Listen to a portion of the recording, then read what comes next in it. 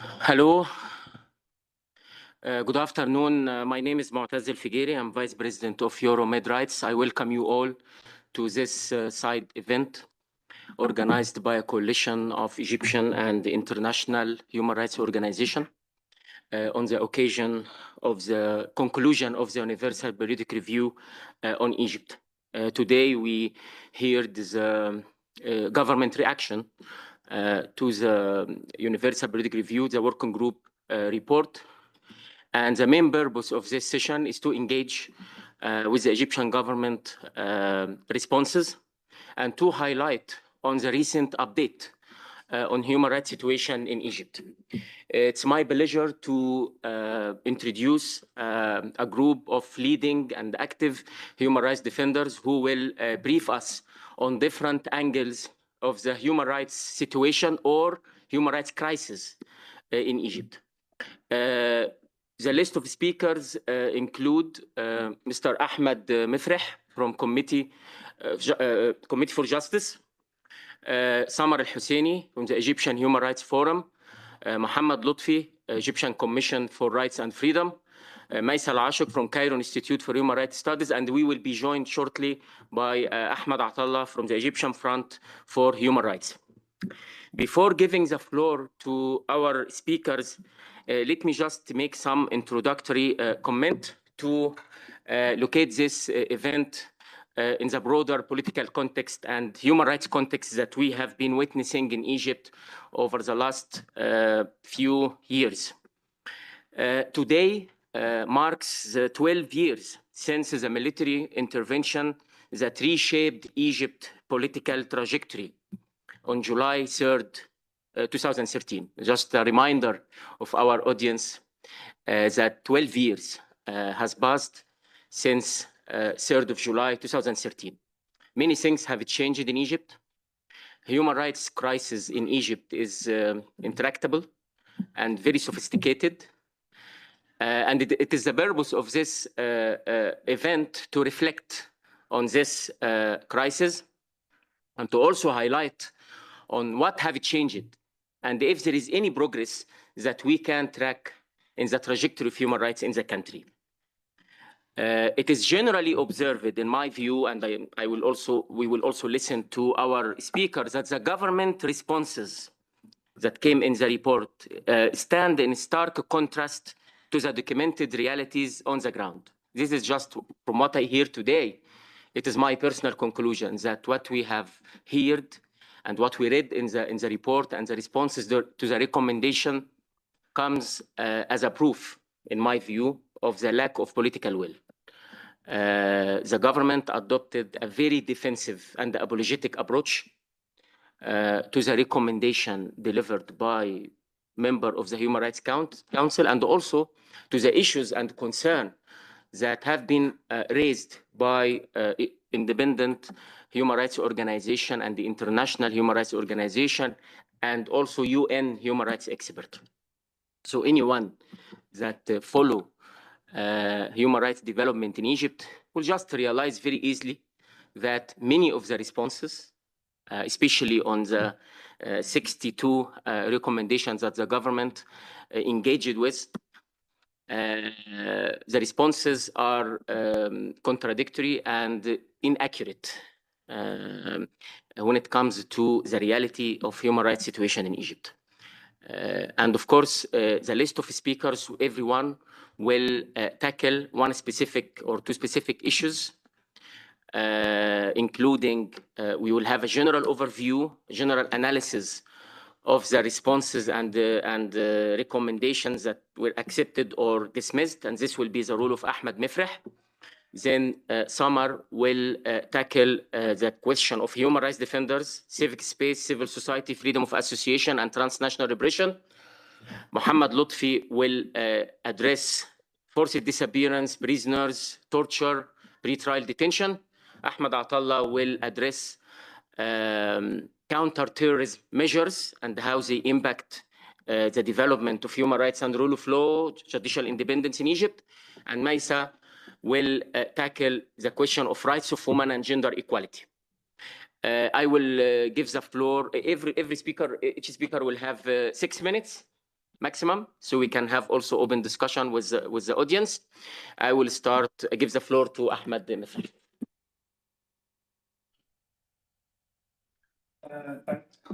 Thank you, Mu'taz. I will give a summary of the recommendation, and also how Egypt is react to these recommendations, to give you insights or give you some information regarding basically what Egypt accepted and what Egypt is not accepted, and how it will affect the human rights situation in Egypt. As a part of the fourth cycle of the Universal UBR, the Egyptian government took part in the United Nations processes, which was created to help improve human rights through open and constructive international dialogue. However, a close look at the Egypt actions and responses during this cycle shows that the government treated the processes as a public relations exercises, not as a serious opportunity for reform. Egypt accepted many vague and non-controversial recommendations, but ignored or rejected the important ones that deal with the real human rights issues. It is important also to note that the UBR is now the last active and effective international tool for addressing Egyptian human rights record. Other efforts by international bodies like the UN Human Rights Office of the High Commissioners and special procedures have tried to help Egypt through technical support and training. These efforts focusing on reforming justice and human rights institutions and responding to individual violations. However, Egypt authorities have continued to avoid serious engagement, especially on key issues such as ending police violence, ensuring fair trial, free civil society, and protecting public freedoms. Despite support offered by the UN bodies and others, there has been little progress. And in some cases, the situation has gotten worse. The casts doubt on Egypt's commitment to its promises. Instead of making real change, the government is trying to deflect international pressure without improving conditions on the ground. A closer look at the recommendation Egypt received during the UBR shows that Egypt received during the UBR shows how selective its approach was. The government accepted 256 recommendations and partially accepted 16, but choosing to only note 62 recommendations. Note here, it's a diplomatic way to reject. This note recommendation, when we see this recommendation, were mostly the one that called for serious reforms, such as joining key international treaties like OPCAT, the Convention of Enforced Disappearances, and others, stopping executions and guarantee fair trials, releasing political prisoners like Ala Abdel Fattah, investigating killing like in detention center like Giorgio Regini case, recognizing the rights of LGBTQ persons.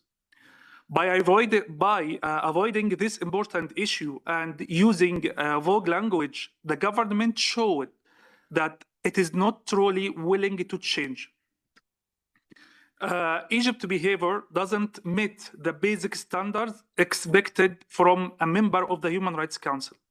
Given this, we think that the international community must take stronger action. Simply accepting a recommendation is not enough if the government doesn't follow through. There must be a real follow-up and independent monitoring to ensure progress. Promises, just promises, should not be mistaken for any kind of cooperation or good cooperation from Egypt government. While Egypt accepted many recommendations, most of them were generally or already implemented in a limited way. At the same time, it ignored this that deal with civil and political rights, like ending death penalty, stopping torture, ensuring fair courts and fair trials, and protecting freedom of speech, associations, and peaceful assembly. Instead of clearly rejected this, the government used the word noted to avoid commitment while hiding its refusal. This showed that Egypt is using the UBR as a platform for political way, not as a serious tool for reviewing and improving its human rights record. This weakens the UBR processes and harm trust in Egypt's promises. It also helped to maintain a system of impunity and widespread violations. As Egypt continues to avoid serious reform, it's clear that voluntary efforts are not enough. Diplomatic talk, training, and technical help have not led to many meaningful change. In fact, violations have become more common, and justice and freedom indicators have worsened. For this reason, the international community must act urgently. It's time to create an independent international mechanism to monitor Egypt. This body should investigate serious abuses, reports regularly to the UN, and track whether Egypt is working to help or to improve its human rights record and human rights obligations. This is no longer optional now. It's now urgently needed to respond to the worsening human rights crisis. Thank you very much. Thank you, Ahmed. Second speaker, Samar Al-Husseini.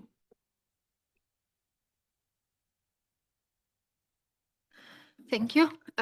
Allow me first to begin by honoring Lala Swaif, whose tireless fight for justice remain a moral compass for our movement. While the Egyptian government claims that human rights defenders are not targeted or prosecuted, but our documentation and first-hand testimony reveals a clear, coordinated, and pattern of repression targeting Egyptian human rights defenders both inside the country and outside across borders. Let me outline these alarming trends. 1. Issuing an absentia sentence and politically motivated charges against exiled defenders and for their peaceful activism. Among those are Bahauddin Hassan, director of Cairo Institute for Human Rights Studies, and Hisham Asim, a prominent political figure who has been sentenced in absentia after relocating to the United States. Second, blocking access to critical identity documents, national IDs, passports, birth and marriage certificates. This tactic, what we call bureaucratic erosion, is particularly damaging. It strips individuals of legal existence, rendering them invisible. It prolongs exile and prevents return, not through law, but through paralysis. Third, freezing civil registry status, making it impossible for defenders to prove their identity or access to basic services. Placing defenders on terrorism lists without any credible evidence or due process enabled by overly broad counterterrorism legislations that is routinely used to investigate, prosecute, and stigmatize peaceful activists, journalists, and academics. The new criminal procedure law are expected to further restrict the legal rights of exiled Egyptians, making fair trials and access to justice even more elusive. Harassing family members of exiled defenders in Egypt, using them as leverage and as warning to others. Monitoring and tracking defenders' activities in exile, including within the EU, and using spyware and digital surveillance tools, often sourced from European companies. Stigmatizing defenders, especially women human rights defenders, through smear campaigns, online defamation, and pro-government media attacks that often deploy misogyny and social shame as a weapon. Inside Egypt, repression also persists under the use of legal procedures. Despite the partial closure of case 173 foreign funding case, travel bans remain in place against defenders including Huda Abdel Wahab, Gasser Abdel Razik, Karim Ainara, and Mohammed Bashir, and the recent passport confiscation of Mohammed Abdel Salam, Executive Director of Association for Freedom of Thought and Expression. Prominent rights advocates like Hossein Bahgat continue to face new terrorism-related investigation. Lawyer Mohammed Al-Baqir remains unjustly on the terrorism lists. Huda Abdel a respected woman human rights defender and lawyer, has now been held in arbitrary detention for over 6 years after completing a 5-year sentence in politically motivated case from 2018. Just notification, there is an Arabic translation in channel 2. And if some speakers talk in Arabic, you can also listen to the English translation. Huda Abdel she was referred recently in a new trial which prolongs her detention and silences her and her family. Similarly, Ibrahim Mitwalli, founder of the Association of Family of the Disappeared, remains detained and is also referred to a trial after years of unjust imprisonment. These violations are taking place within a restrictive legal and security framework that imposes severe constraints on civil society organizations. Law number 149/2019 on the regulation of civil society work continues to undermine the freedom of association by subjecting civil society activities to security approvals, limiting their independence and exposing them to constant harassment and security intimidation. In light of these trends, we were hoping that the Egyptian government would adhere to the following: ending all arbitrary practices against human rights defenders, journalists, and researchers, including informal interrogations, document confiscation, and uncleared travel watch lists.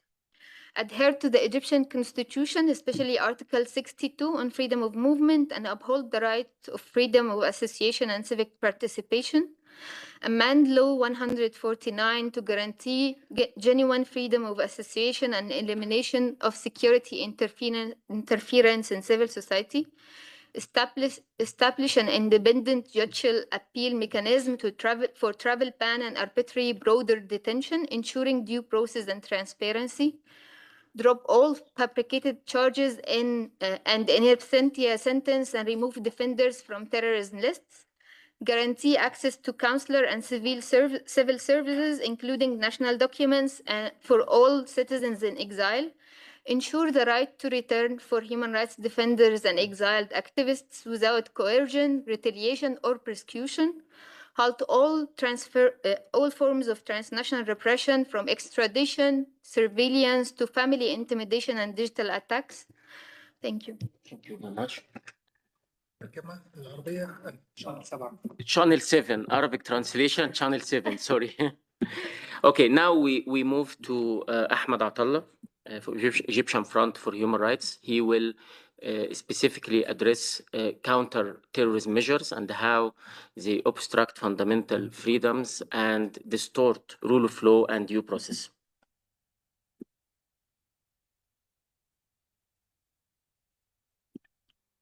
Okay. I'll switch into Arabic. شكرا جزيلا على إتاحة هذه الفرصة. سأركز في مداخلتي على استمرار السلطات المصرية في الاستخدام المتوسع لقوانين مكافحة الإرهاب في مصر بشكل يهدد الحريات والحقوق الأساسية، ومن بينها الحق في التنظيم والتجمع السلمي وحرية الرأي والتعبير، وأيضا حق المشاركة السياسية، وهو الأمر الذي تم تضمينه في عدد من التوصيات المقدمة لمصر في الاستعراض الدوري الشامل. خلال هذا الاستعراض تلقت مصر عدد من التوصيات، من بينها مراجعة عدد من الأطر التشريعية، من بينها تشريعات مكافحة الإرهاب. ويمكن القول بأن إجمالي ردود الحكومة تجاهها كانت متحفظة نسبيا. في أحد الردود على هذه التوصيات قالت الحكومة أن هذه التشريعات ضرورية لحماية الأمن القومي، وبأنها أيضا متوافقة مع الدستور، وهي السردية التي تثير قلقا حقوقيا باعتباره دليل إضافي على الإصرار على الإبقاء على بيئة قانونية تسمح بقمع واسع للنطاق حقوق المدنية والسياسية تحت ستار مكافحة الإرهاب.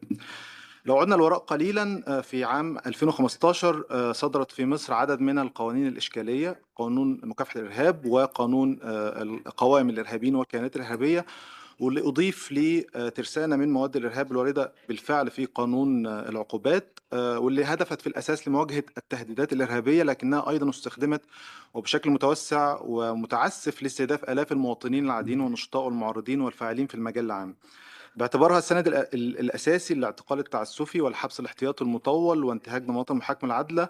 تمنح تلك التشريعات السلطات الأمنية والقضائية سلطات واسعة في توجيه الاتهام لعدد كبير من المواطنين وتفسير نشاطهم باعتباره نشاط إرهابي، حتى لو كان مجرد الفعل هو بوست منتقد على الفيسبوك أو فيديو ساخر على تيك توك. ومن ثم بيتم إلقاء القبض عليهم، وتقوم جهات التحقيق وعلى رأسها نيابة أمن الدولة بتوجيه اتهامات الإرهاب، واتهامات مثل الانضمام لجماعة إرهابية أو تمويلها أو مشاركة جماعة إرهابية في تحقيق أغراضها إلى آخره. ومن ثم يتم بدء حبسهم احتياطيا وتجديد حبسهم أيضا أمام النيابة ودوائر الإرهاب بشكل متكرر يصل أحيانا لشهور وأحيانا سنوات قبل إحالة القضية المحاكمة، أو أحيانا بيتم استمرار تجديد الحبس بدون محاكمة لفترة طويلة، وهو ما حدث ويحدث مع آلاف المواطنين بشكل منتظم. ليس هذا وحسب، بل أحيانا يتم ما يسمى عملية تدوير المتهمين، وهو اتهام نفس الشخص على قضايا أخرى بنفس الاتهامات تقريبا لضمان استمراره في دائرة الاعتقال لأطول فترة ممكنة. وبالرغم من ادعاءات الدولة بإحداث تحسن في أوضاع حقوق الإنسان عبر إعادة تفعيل لجنة العفو الرئاسية، والتي بالمناسبة توقف عملها منذ أكثر من عام، نجد أن المتهمين في قضايا الإرهاب أمام نيابة أمن الدولة، واللي تم إخلاء سبيلهم خلال فترة من إبريل 2022 من وقت إعادة تفعيل لجنة العفو، ولم يتجاوزوا ثلث المقبوض عليهم على خفية نفس الاتهامات خلال نفس الفترة. احنا بنتكلم على أكثر من 6000 شخص تم القبض عليهم خلال الفترة اللي بنتكلم عنها. والقضايا التي تم وضعهم عليها تمت بالأساس على خلفية ممارستهم حقهم في التعبير والتنظيم والتجمع السلمي. وكمان على مدار عام ونصف نجد أن السلطات وسعت من عمليات القبض ضد عشرات من المتظاهرين الشباب المساندين للقضايا الفلسطينية، والقبض على مواطنين عاديين بسبب انتقادهم الأوضاع الاقتصادية والسياسية على وسائل التواصل الاجتماعي، وأيضا قبض على سياسيين وأعضاء حركات سياسية وأحزاب بارزين مثل يحيى حسين عبد الهادي وعبد الخالق فاروق وآخرين غيرهم المتهمين جميعا باتهامات مرتبطة بالإرهاب سواء انضماما أو مشاركة. من ناحية أخرى، وبدلا من إخلاء سبيلهم بعد حبسهم المطول، فضلت السلطات إحالة عشرات القضايا، بنتكلم على قضايا أمن الدولة، إلى دوائر إرهاب في محاكم الجنايات، والتي تضم أكثر من 6000 مواطن. بنتكلم على أكثر من 213 قضية تم إحالتهم على الأقل، بينهم صحفيين ومحامين ونشطاء ومدافعين عن حقوق الإنسان، بما تثير هذه المحاكمات من أسئلة كثيرة حوالين ضمانات المحاكمة العادلة التي سيتمتع بها هؤلاء المتهمين، فضلا عن طبيعة الأحكام التي سيتم الحكم بها عليهم، والمتوقع بأنها ستكون أحكام قاسية بالنظر لطبيعة الجرائم المتهمين على أساسها، وهي جرائم إرهاب. إضافة إلى هذا، تستخدم قوائم الإرهاب لتجميد الأموال ومنع السفر ووصم الأفراد بدون محاكمة عادلة، وتتبنى المحاكم اتهام هؤلاء الأفراد بناء فقط على مجرد تحريات أمنية ليست لها أدلة يعني جدية، وهي القوائم التي ما يزال على أساسها يتم وضع نشطاء ومدافعين و يعني بعض الأفراد اللي هم أعضاء في أحزاب سياسية.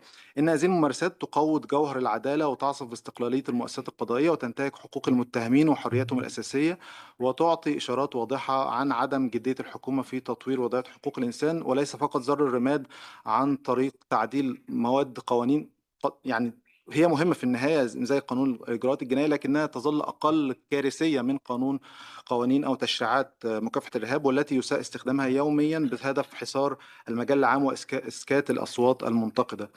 إذا كان هناك حاجة لإصلاح تشريع عاجل، فالمنظمات المصرية وبناء على رصدها وتوثيقها اليومي لانتهاكات حقوق الإنسان ومنها قضايا الإرهاب تعيد التأكيد على أن قوانين الإرهاب الحالية لا تحقق التوازن ما بين حماية الأمن العام وصيانة الحقوق، على عكس ما تدعيه الدولة، وخاصة مع انتهاء موجة الإرهاب والعنف السياسي وفقا للتصريحات الرسمية، بما يتطلب إعادة صياغة تعريف ماهية مفهوم الإرهاب ليصبح أكثر تحديدا ودقة، وبما لا يتيح لسلطات تجريم النشاط السلمي أو حق المشاركة السياسية أو التعبير عن الرأي، وكذلك فرض قيود واضحة على الحبس الاحتياطي وإخلاء سبيل السجناء خاصة سجناء الرأي فورا، وليس مجرد إيجاد ما يطلق عليه بدائل الحبس الاحتياطي لضمان استمرارهم في هذه الدورة أطول وقت ممكن، وضمان أن لا يستخدم هذا الحبس كعقوبة إضافية ومسبقة قبل المحاكمة، وتوفير ضمانات المحاكمة العادلة في جميع مراحل التحقيق.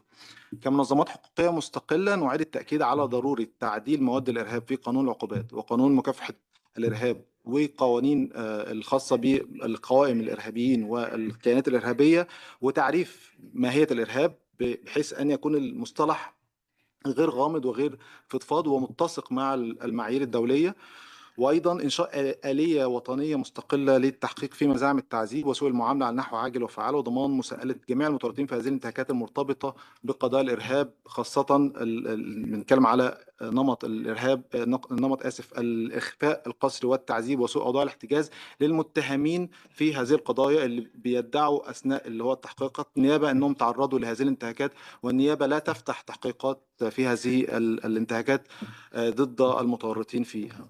أخيرا، فإن الحالة الحالية لقوانين مكافحة الإرهاب في مصر تتطلب إجراء مراجعة شاملة لجميع التشريعات المرتبطة، وتحديد ماهية المقصود بالأمن القومي، وضمان عدم استخدامها لقمع المعارضة السلمية أو الأصوات المستقلة أو الفاعلين في المجتمع المدني، وحصار الفضاء العام خاصة قبل الانتخابات البرلمانية التي ستبدأ خلال شهور، وتماشيا مع رغبة السلطة الحالية في بناء سردية ولو هشة بإحداث تحسن في وضعية حقوق الإنسان، في حين أن طبيعة الانتهاكات على الأرض من ناحية وتيرتها واتساعها تشير إلى واقع مغاير تماما، تتعرض فيه الحقوق الأساسية للانتهاك اليومي، وتتفشى فيه ثقافة تواطؤ على الانتهاكات بين المؤسسات الأمنية والقضائية، وتنتشر فيها أيضا ثقافة الإفلات من العقاب وعدم الخوف من المساءلة.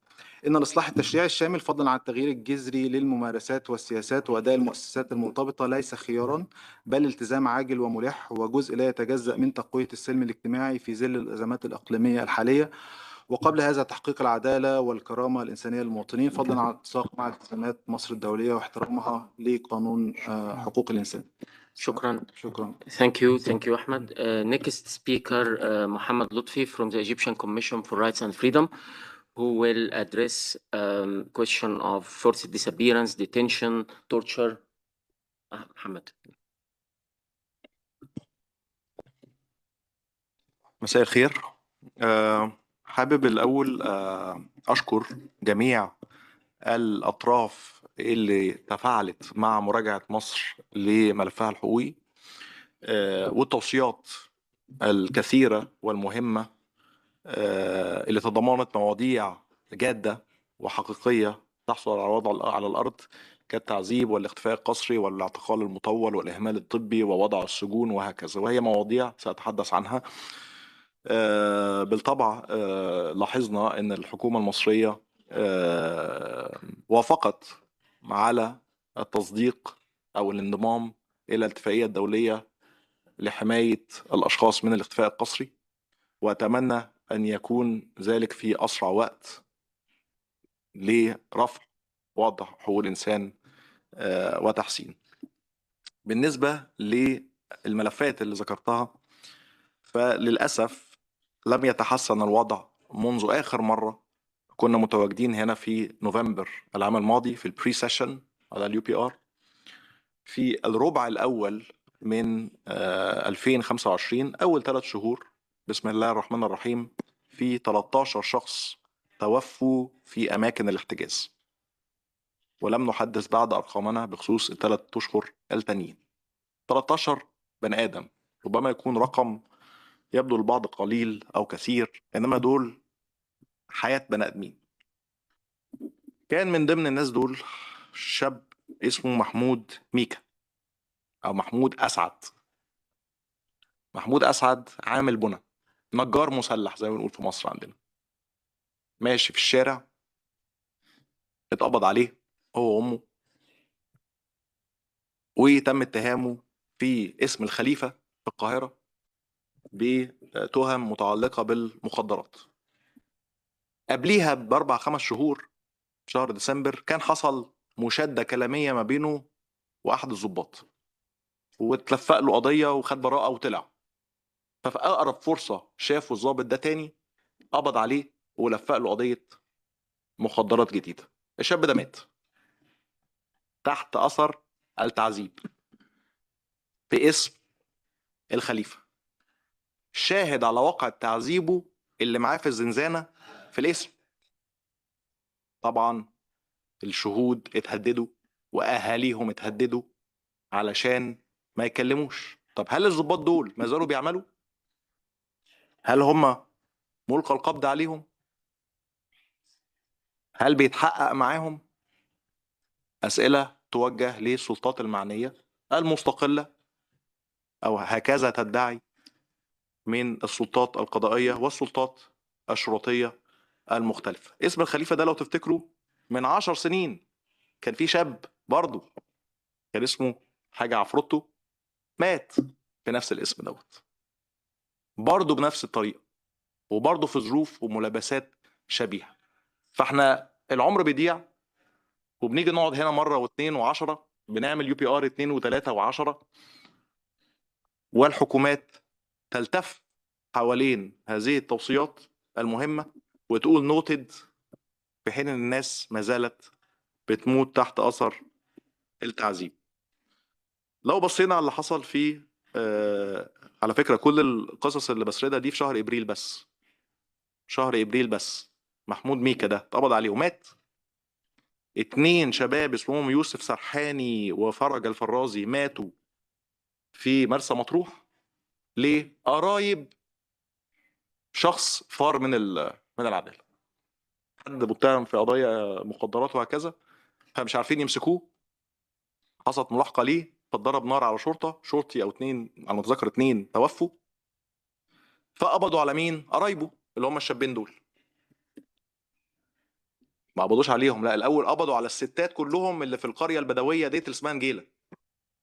فالكباير راحوا عشان يفاوضوا على خروج الستات، 23 ست سيدة متاخدين رهينة عشان يسلموا الولدين دول، يمكن يكون عندهم معلومات عن الشخص اللي هم بيدوروا عليه. فالكباير خدوا الولدين دول بحسن نية بعد اتفاق مع الأجهزة الأمنية وسلموهم للشرطة في النجيلة، الأمن الوطني تحديدا. طلعوا لنا الستات، طلعوا لهم الستات. بعد شوية لقوا الأمن بيكلمهم تعالوا خدوا الجثث بتاعت العيال بتوعكم. فهاجت الأسر والأهالي وصاروا، ودي يعني مجتمعات بدويه ليها طباع خاصه، معروف ان القبض على النساء عندهم مطلوب الاهانه، يعني هي اهانه ليهم. فكم مره الشرطه هتغلط في الشعب والناس وتبقى مراهنه ان الناس هتخاف وهتسكت؟ ما هو الناس برضو ليها صبر وليها قدره على الاستيعاب، وظروف اقتصاديه صعبه وفي مناطق حساسه وداخلين على انتخابات. فهل من عاقل جوه الحكومه المصريه يفهم ان هو معامله الناس تبقى بالقانون اللي هو مش كويس؟ بس يعني هنبقى عارفين على الاقل احنا بنتعامل على اساس ايه. محمد هلال سجن بدر نفس الشهر ابريل، مات في سجن بدر 3 في ظروف غامضه. كذا حد من السجناء في سجن بدر مقبل على الانتحار او انتحر بالفعل خلال الشهور اللي فاتت. ليه؟ عاوزين يسلموا على اهاليهم، عاوزين يحضنوا عيالهم اللي ما شافوهمش بقالهم 10 15 سنه. ده المطلب.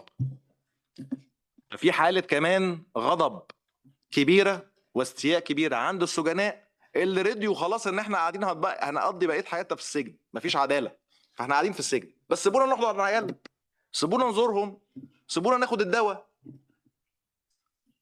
لا، فوصل بيهم الحال ان السجناء دلوقتي لما بيطلعوا على جلسات تجديد الحبس قدام المحكمه بتبقى بالفيديو كونفرنس عشان التكنولوجيا والتقدم.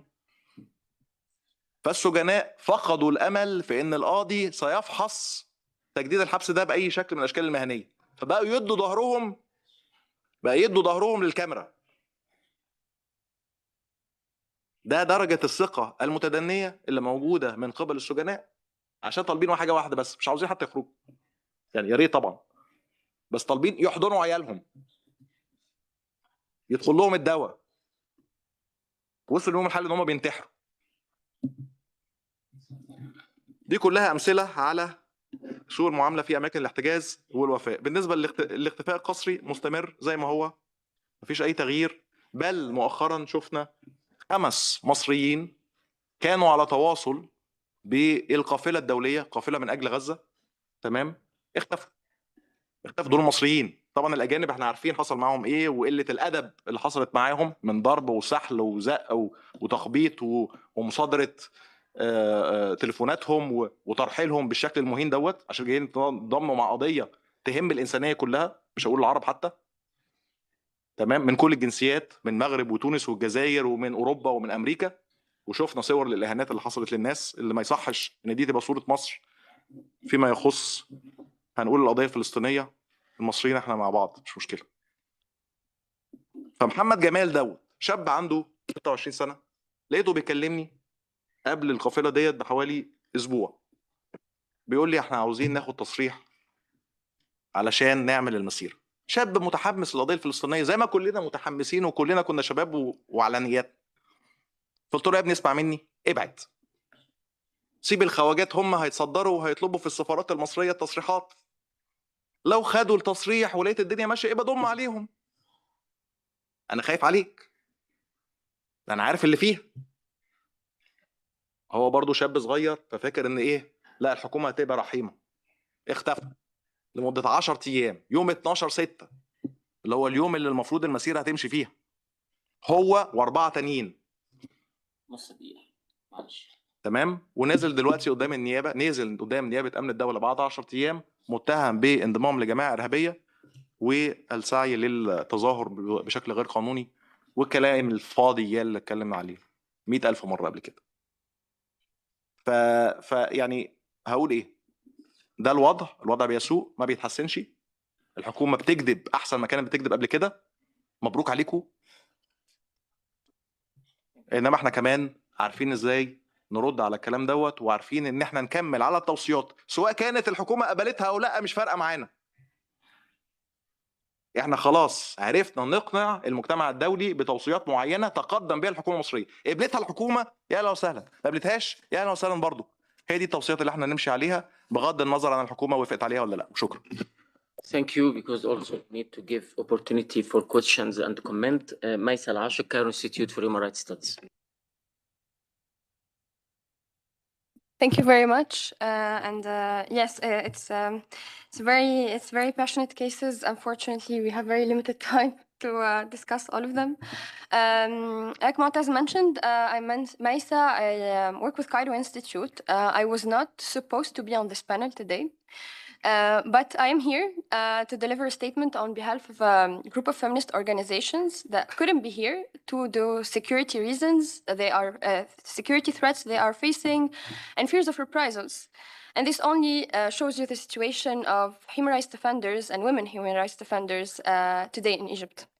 We also deliver this statement with profound sorrow and grave concern regarding the tragic death of 18 women and girls who lost their lives in a catastrophic road accident on June 27, 2025. They were aged between 14 and 20, and they were students from socioeconomically marginalized families.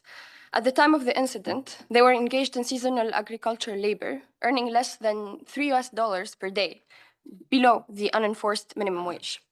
This tragedy underscores significant and alarming disconnect between policy commitments and implementation. These young victims were neither protected by adequate road safety measures nor given their basic labor rights. And this incident is not isolated, but emblematic of broader systematic state neglect, particularly towards women and girls from rural and marginalized communities in Egypt. In its submission to the 48th session of the UPR, the government of Egypt outlined various national strategies, including the 2022 launch of a national plan for gender equality in employment, which purported to reduce women unemployment by 2% annually. Authorities also cited efforts to formalize and regulate domestic work. However, these promises stand in stark contrast with the lived experiences of women and girls, particularly those who are in the informal sector. The year 2025 has marked a significant setback in the advancement of gender equality in Egypt. According to the Global Gender Gap Report of 2025, Egypt ranks in the 10 lowest performing nations globally. This represents a further decline from its 135th position in 2024. The gender gap closure rate in Egypt has fallen to 62.5%, well below the global average of 68.8%. And all of this reflects a worsening trend in women's economic participation and political representation.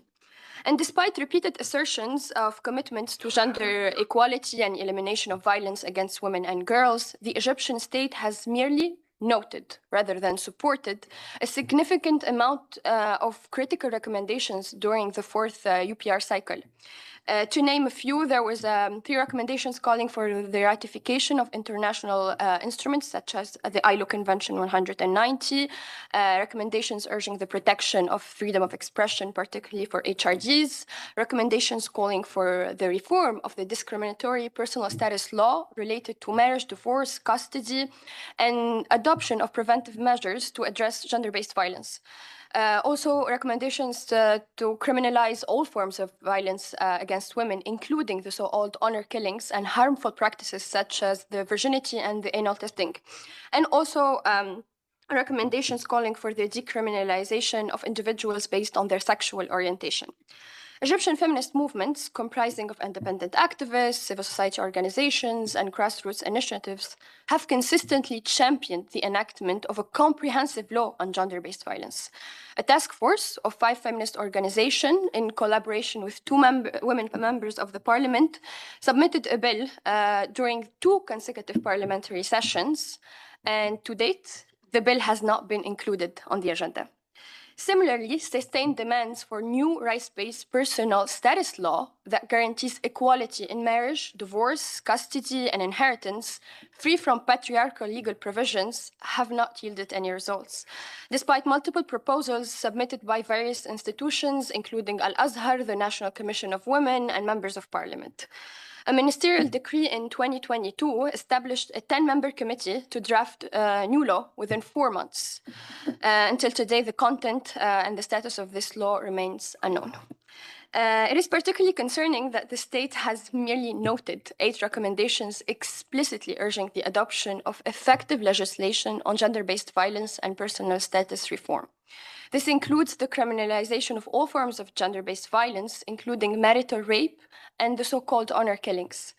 Data from national surveys show that nearly 1/3 of women aged 14 to 49 in Egypt have experienced spousal violence, and 6% of these cases are sexual in nature. Femicide cases are reportedly increasing, often justified under the guise of honor, a crime that the Egyptian state denied its existence in the Egyptian law and claims to have taken measures against it.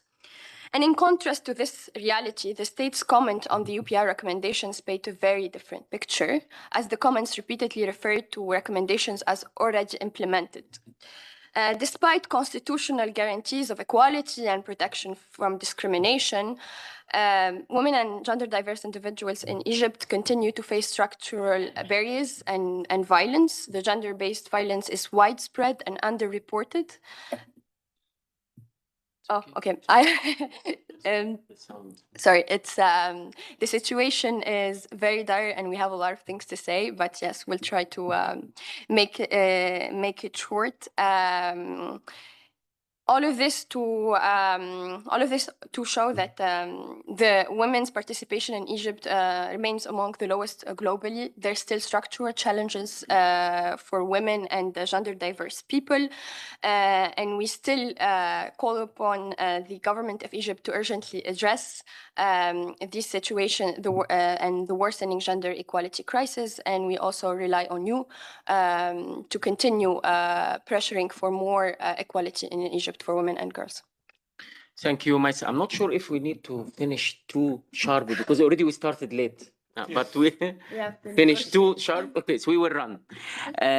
Okay, I wanted just to before giving the floor to comment or questions, just wanted to say that defensive and apologetic tone that we saw in the report and in today's comment from the Egyptian government does not only reflect the lack of political will inside Egypt, but also the regional and the international hostile environment toward the human rights. This is something I think we all aware about.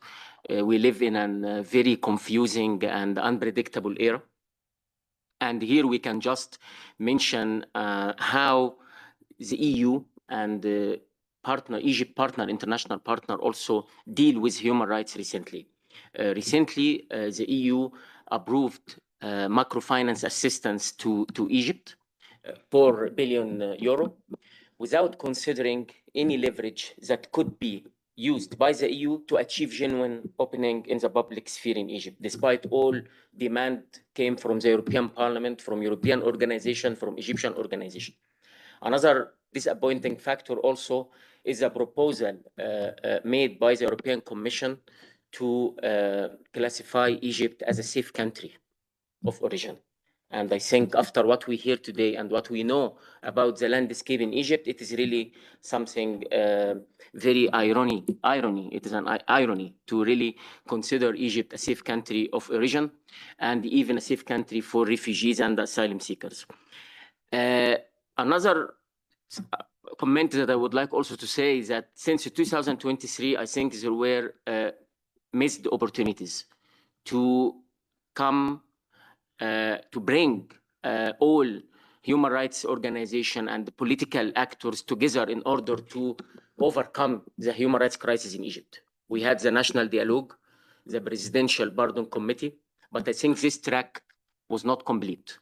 And even all reforms that were taken were very cosmetic, because we heard today that how the cycle of repression is vicious.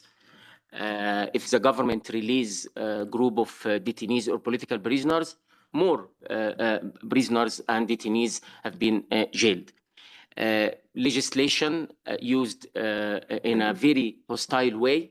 The legal landscape in Egypt is very restrictive when it comes to fundamental and basic freedom, including, of course, due process of law and judicial independence and basic rights of defense for accused person. All of these, this is reflect really a very hostile landscape in the legal environment. Also, we can also consider what happened recently when it comes to the public institutions that are concerned with human rights, the ranking of the National Council for Human Rights from A to B. And of course, the government today said that there is full independence of the council, and the law provides full independence of the council. I don't think this is accurate. And the council is also suffering from this kind of pressure. And despite the fact that from time to time, some members of the council try to be open towards civil society and the human rights organization, but this is very limited and not sustainable if the government does not have the political will to allow any moderate voices and reformers within the country to engage constructively with the Egyptian human rights community and civil society.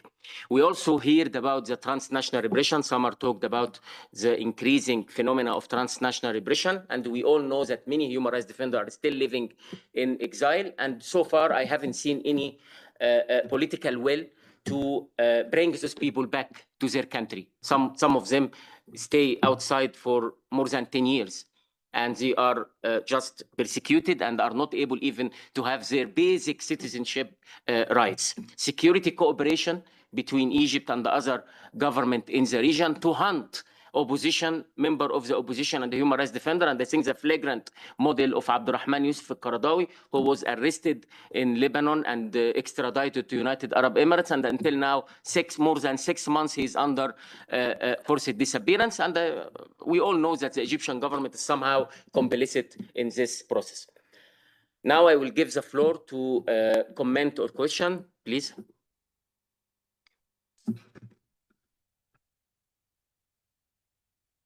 على هذا الو شكرا على هذا النقاش. انا عندي بس سؤال سريع للمنصه، سؤال مرتبط بما دار من معلومات وقضايا. هل في وجهة نظركم القضايا دي، المعلومات دي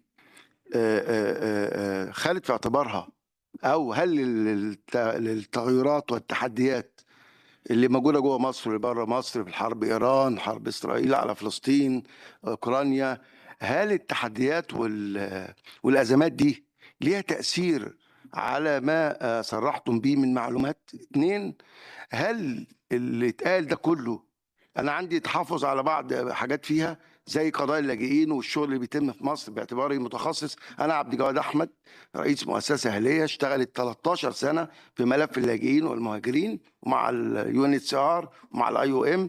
في شغل على الواقع مش ظاهر، يعني ما اتقالش هنا، لكن هل المعلومات اللي اتقالت يعني ليها مصادر معتمدة، معلومة نقدر احنا تشاركونا بيها بحيث ان احنا نفكر برضو عشان نقدر نقيم هذا الامر، لان احنا يعني في ملفات كتير في اختلاف وجهات النظر فيها.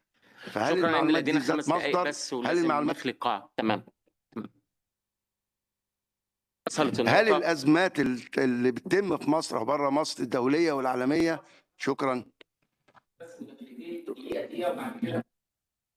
القاعة ممكن يتفاعل لانه مش عندنا 5 دقائق بس. سميح وحضرتك، اتفضل سميح.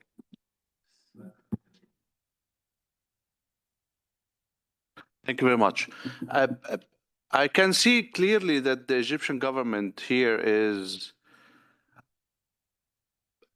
dealing with the whole process with a very specific way, which is ignoring there is a problems.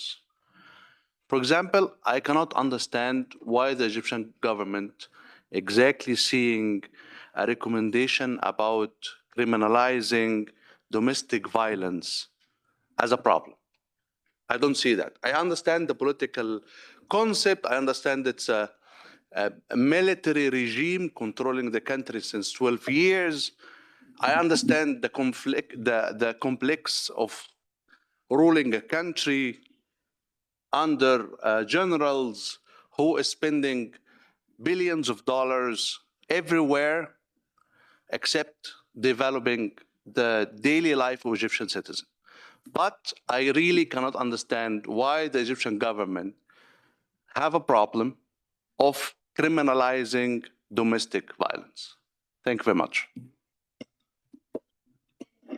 Haddad from the Baha'i International Community. Thank you for the side event and all the organizers. I just wanted to, again, as we are talking about recommendations, to highlight really that in terms of freedom of religion or belief, still Egypt is ignoring and not accepting the change that must happen on the constitution level, noting that all citizens are enjoying and under the law, whether from different ethnicities and religions, are enjoying their civil rights. And this is completely contrast to what we see as the Baha'i community in Egypt. I just wanted to mention, especially as we are talking about migration, that we have now even have Baha'i who has been at imminent threat of deportation, who has been raised in Egypt. She's a Sudanese, raised in Egypt. Her father is a Sudani. Her mother is Egyptian.